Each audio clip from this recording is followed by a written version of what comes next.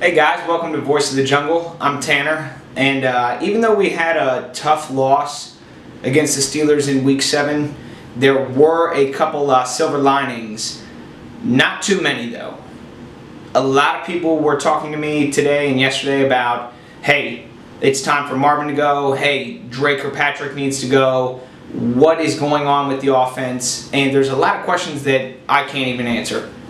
Especially when we have a star running back, a brilliant kid who doesn't even see the ball. What does he get? One reception in the second half? I mean, come on! I'm saying the same thing that everybody else is. Okay, so I'm just preaching to the choir here with saying what the hell happened and why did Joe Mixon only get even one look in the second half? He had a great first half. So where was he? I don't want to get into all the negatives. So let's talk a little bit about the defense. I think our defense is starting to get tired of putting up with this offense. I think that, that they're obviously the ones controlling the game because our offense cannot get any momentum moving, and I don't want to get into this again. It all boils back down to our lack of an offensive line. So you guys already know that. You already know my take on that.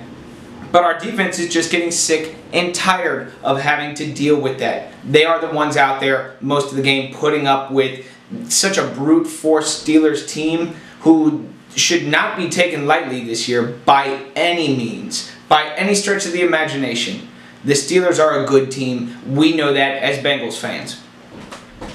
So Drake or Patrick, yes, we all know about the stiff arm, and it looked, oh God, it looked awful. I know, but I still like him as a player, and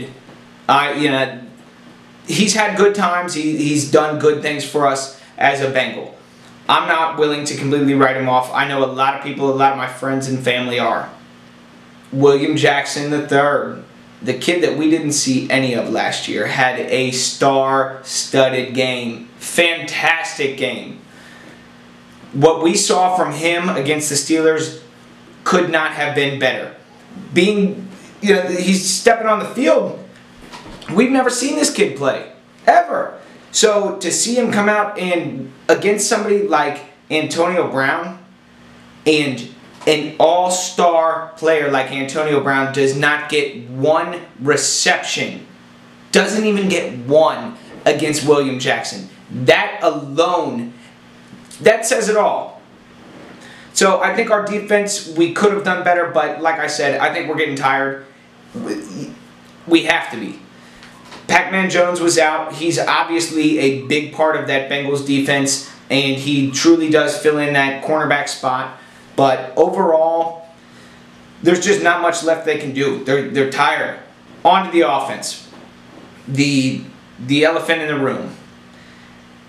I've had a couple people tell me today they think Andy Dalton should be cut, put A.J. McCarron in. Again, I'm not willing to say that we're ready to do that. I still think he's a great quarterback. I'm not going to let up from that. And it's, again, not because I'm redheaded. I think he's a great quarterback. I think it's our offensive line that sucks. I got trash cans sitting out front of my house right now. It's trash day tomorrow. We could put them in for our offensive line, and I think they would do just about as good of a job as our offensive line is now. So, and I don't want to get too hateful on Marvin Lewis, but I think Cincinnati is sick of him. We're sick of this lack of an offensive line combined with a coach who, I don't know, what, does he take naps mid-game? It seems to me that's what he's doing. I don't like the fact that he is not even energetic. I know players have said positive things about him, but this city is sick of him.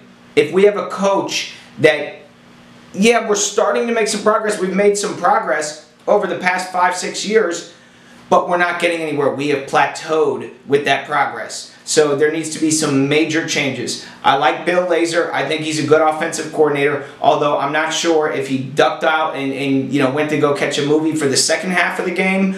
But the first half of the game, I liked it. The one thing that I liked the most about this Bengals game. Even though it was a loss, a hard loss, my heart hurts.